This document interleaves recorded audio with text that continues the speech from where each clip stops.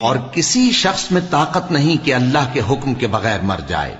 اس نے موت کا وقت مقرر کر کے لکھ رکھا ہے، اور جو شخص دنیا میں اپنے اعمال کا بدلہ چاہے اس کو ہم یہیں بدلہ دے دیں گے، اور جو آخرت میں طالب ثواب ہو اس کو وہاں اجر عطا کریں گے، اور ہم شکر گزاروں کو عنقریب بہت اچھا صلہ دیں گے.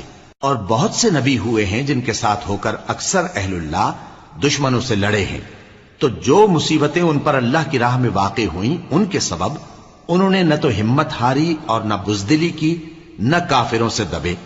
اور اللہ استقلال رکھنے والوں کو دوست رکھتا ہے.